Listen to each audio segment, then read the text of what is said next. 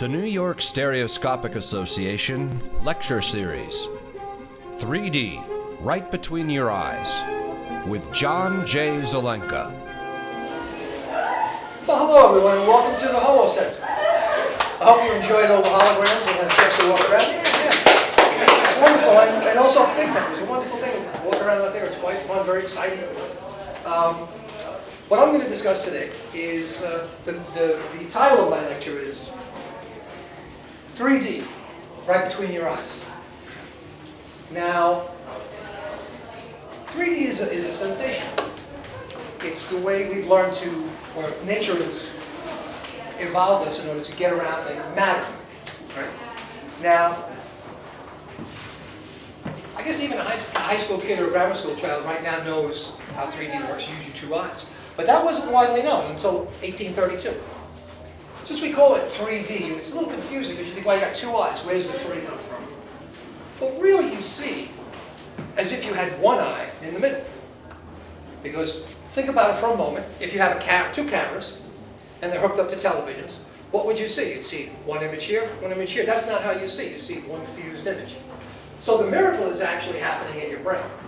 The mechanics of it are your eyeballs, like cameras. But that's where the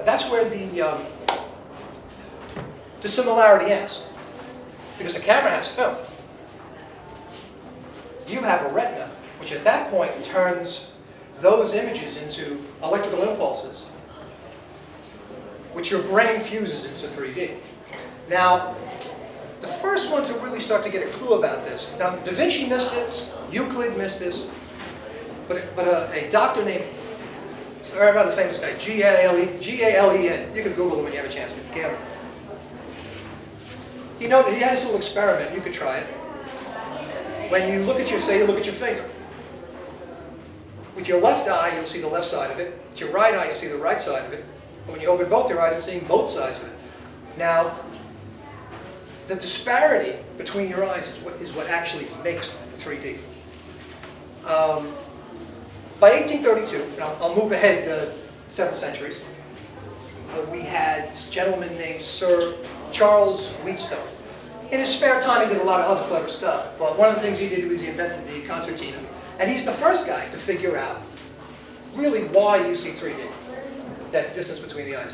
He built a device using mirrors. It took him about 6 years to figure all this out, to lay it on paper. But he built a device with mirrors so he could draw and make figures merge and actually pop off a page. By 1838, he patented the process. And by 1839, photography was invented. So really, 3D predates photography by an entire year. One of the things he wrote about was, even though he figured this process out, that humans can determine depth, there was really no practical use for it, because who could draw the same thing? No artist could draw the same image precisely the same at two perspectives. It was fairly useless. But it was the science of it now became obvious. Now, since photography was invented, that changed everything. Of course, by 1844, another gentleman named Sir Brewster, who did a bunch of other fancy stuff, and his research goes all the way up to lasers. And how lasers actually emit light from a laser tube. There's a small angle, it's called the Brewster angle, where another thing he figured out along the way is the best angle for glass to be at for light to pass through. And I'm not going to give you that, you'll go look it up. So David Brewster, it's about 53 degrees, so many minutes, so many seconds. He also invented, as it turns out, a stereo viewer, more similar to the ones that we're using here. And these are circa 1950, I'll let you look at them in a few moments. And I like to tell people this story because it tells you about ambition and how you have to believe in yourself. Now, the guy invents this, right? Now, 10% of the people do not see 3D for various reasons. It's just, you should, but about 10% of the population doesn't see it. They're able to manipulate the world very efficiently, but yet they can't see dimensionally. He had the tremendous bad luck of showing that new device he took it to the French, this French Institute de fancy name. But he needed their seal of approval because he wanted himself. 6 guys in a row could not see 3D. So you got to imagine this guy, what he's going through. Yeah, exactly. His girlfriend must be telling him, we're going to be rich. This is the most fantastic thing ever. His friends are saying, oh, this is great. He takes it to these guys and they go, I don't get it. Like, you know, but he was persistent. You know, 6 years goes by, and by the 1850s, he does a World's Fair with the Queen of England. She sees it, and the next thing you know, she's popular. She loves it, and of course, when she gives it the blessing, everybody loves it. But that's the point. If you believe in it, you keep going. You know, and that's why I like to tell that story. Now, we kind of live in a monoscopically biased society because it's a lot easier to pick up, you know, a newspaper and not have it three. You know, it's just easier not to have the glasses on, all that kind of stuff. It's a lot simpler. So 3D dropped out of favor for a while, but it's always there in the background. And always the most cleverest people are always playing ways to try to make it, you know, easier and more effective to be able to be viewed by mass public. Oh yeah, here we go. Now this is one of those great viewers. Very simple. It has a little septum in here so that each eye does not see what the other eye sees. It kind of covers it over. And these images are shot, again, with the camera, a camera look at it on one side and the other. The distance is, it's called the interaction. So depending upon what you want to do, you can change the way that picture looks by making it bigger and smaller, by making that, the distance between the two cameras larger. Because basically what it does is, it makes it as if your head was that much bigger. So when you view things with the cameras say spaced this far apart, that's as if your head were that, you know, that much larger. So the view seems like you're looking, like everything seems a little scrunched down. It's a very interesting effect, and it gets used in movies quite frequently too. But anyway, back to this beautiful gadget. Danny, do you mind if I pass it around? Absolutely. Okay, oh, you do mind. I can't pass it around. No. Yeah. So wait a minute, we're actually shooting with a 3D camera here. I like to do that. Selector? You kind of got to move that little gizmo. Yeah, you got it. I don't know if there's enough light in there to play with that, but I'm going to let you see another one in a few moments. So, I'm giving you, actually I'm describing the history of it, but I'm going to move up quick now. A lot of guys do some really cool stuff. We get into about the 40s, and an engineer who loved 3D, because guys used to have to build their own 3D rigs. And they were very clever folks, and they would saw them in half, and they would blend them together, and they were using film, so it's all kinds of complicated light getting in it. Well, one of the guys, Seton Roswhite, came up with an idea. He built this 3D camera, and he got a job. He went for a job as an engineer, and the guy his boss, looked at it, he explained to his boss what this thing was. After World War II, they needed things to do, because they used to make, the company was named David White, and what they used to make is bomb sights. So the war was eventually going to end, they were hoping. And they were going to need to do something to fill the time of those engineers. So they built this lovely camera. This one's about, this would have been late 40s, early 50s. It's called the Stereo Realist. Notice the two lenses. They're spaced at about 2 inches apart, somewhat near your interocular, just between two eyes. And there's this great little viewfinder in the middle. And Seton was a very clever guy, and I can't do it because I got glasses on. I'm not taking them off. You basically hold it up this way, and there's a little rangefinder in it, and you use your forehead to stabilize the camera. You know, literally doing it that way. This humble camera that weighs about a ton, plus it makes a very good defensive on a strap, nobody's getting hit. More of these were sold than any 3D camera since. This would have been about 1948 to around 1959, roughly. Even the digital ones can't meet this. This is like 150,000 or so of these went out. So very beautiful piece. You can still get these. I hate to say this, because once I say you get them on eBay, you know, for $75 they'll go up to 300. But this, about $75, and if you still want to play with film, which is a great way to learn 3D. Learning it digitally, you don't really get the zen of it. You know, it's better to shoot with film than you literally have to go through it. You know, that's the thing. I have like this joy equation, which I came up with. You know, the more effort you put in, the more joy comes out. Just is that way, man. You know, look at how many people have their cameras loaded with how many shots. You never really print them. You never do anything with them. You're going to die a digital death. You know. This one, I prefer you didn't drop it, but it's got a battery in it. You're going to be able to see it. This little control on top moves the spacing between the eyes, because everybody's is slightly different. So that'll do, and this is a focus. And I'm going to put it in perfect focus for me, and then you're on your own. And we have another thing that they don't make anymore. This is what the slide would look like after it's mounted. So it takes a little bit of effort. You can pass around that slide. That was very nice to be able to do that. Thank you. So this is what it looks like after you've finished. Again, there's an amount of effort. And the interesting thing is, you can move these two little chips of film in and out, and you will change the depth, because you're changing what the perceptive system, the nature's computer that has been evolved. You know, you're changing the calculation. And that's one of the things that stereographers, which I am, do if you're shooting a movie. There are every room, everything you do, you must decide the distance between those cameras, because it's a Euclidean device. It's a device that's scientifically, mathematically built.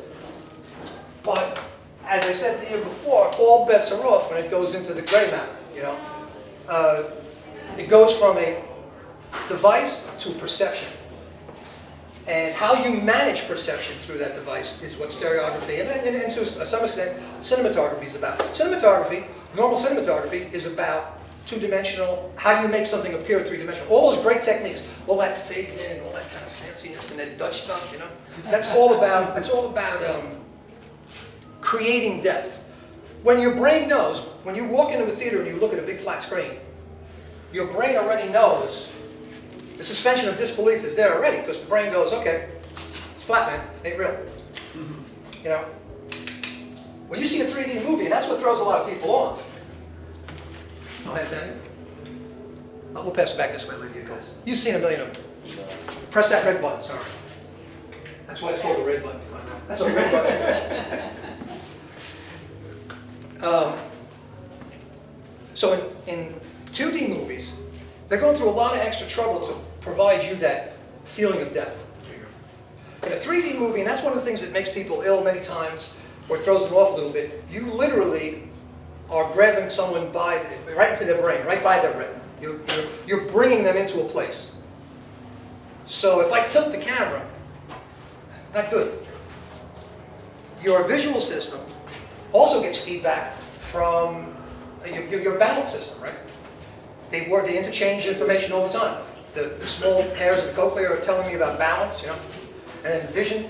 All this stuff is going on. Now, if I only get the information from my eyes, and you tilt the camera and do all this kind of fancy stuff, and it's in 3D, you start getting ill. Why? Nature has created an excellent rebooting system. You get sick. You know, you start getting nauseous. Because it doesn't like those two things being out of shape. This could be like a survival issue.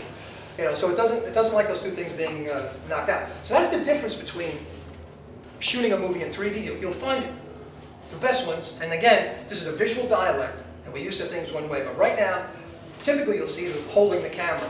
That's a technique, and not doing a lot of moving. The more moving you do, and this action films are a different story. That's built practically for again, perception, right? It's how the brain, kids are playing with those, you know, video games, so their brain can start being able to adapt to that much more efficiently. I'll leave you with this thought. 3D, it's just an open area. It is untouched yet. There are so many techniques that haven't been developed yet, and experimenting that can be done with it, that over the next, several years, we're going to see some major changes. Glasses free is going to be the big one, and of course, I don't know if you saw the announcement with Amazon. They're going to have the fancy eye tracking, because that's how to get.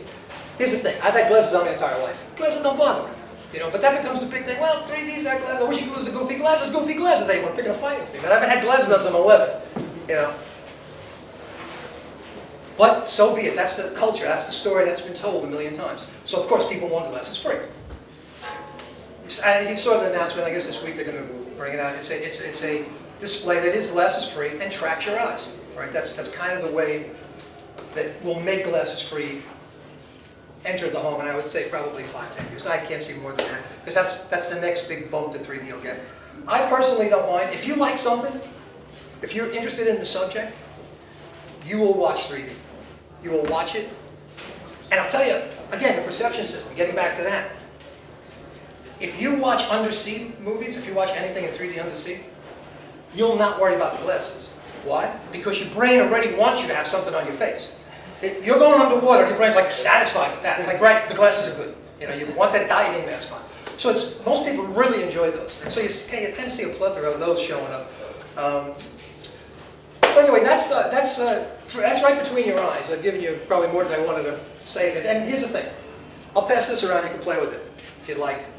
I got a question to ask you. So anyway, again, my name is John. Oh, yes, please, questions, anything. My name is Harvey. All right. The first time I saw 3D was with the House of Wax. Yeah, when it House of first Wax. came out.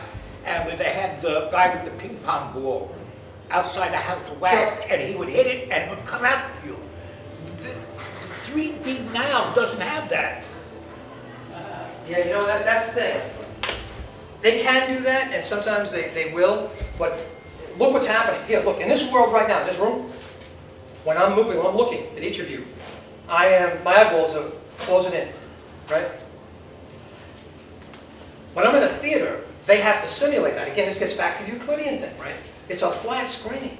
Right. So now your eyeballs, they have to basically make your eyeballs move. And not everybody's eyeballs are going to move the same way, but they have to make it one specific way because it's a movie and it's a flat wall, right? So what can happen is some people can, watch what's occurring. When that's coming way out, and they call, if you're shooting a 3D movie, that's called theater space, that's coming out in the theater, screen space goes back. Now as that theater space comes out, I've got to squeeze my eyes in, you know.